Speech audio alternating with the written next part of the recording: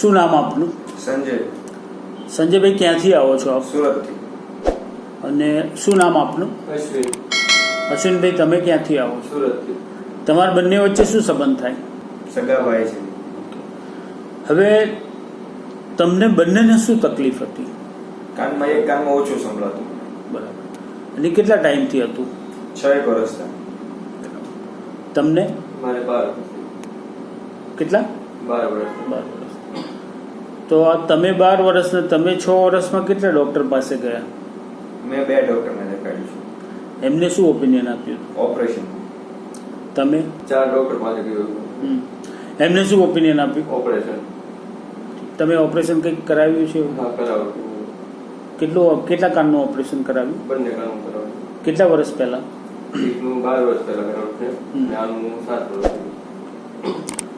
તો on an average આ operation કર્યા પછી પણ તમને શું તકલીફ હતી? પાછા આ કાનમાં સંભળાવવાનું ધીરે ધીરે ઓછું થઈ ગયું. તમને? મારે 2 કાનનું ઓપરેશન કીધું. એક કાનનું મેં ઓપરેશન કરાવી નાખ્યું છે, એક કાનનું બાકી છે. એનું અત્યારે ઓપરેશન કરાવવાનું કીધું છે. ઓકે. તો આજે તમે બંને ક્યાં આવ્યા છો? અમદાવાદ. બરાબર. તો આજે તમે તમારી દવા ચાલુ કરી, તમને શું ફીલ થાય છે? આજે શું ફીલ થયું? મને જે સંભળાતું હતું એની કરતાં અત્યારે બેટર સંભળાય છે, જે કાનમાં હતું એની કરતાં.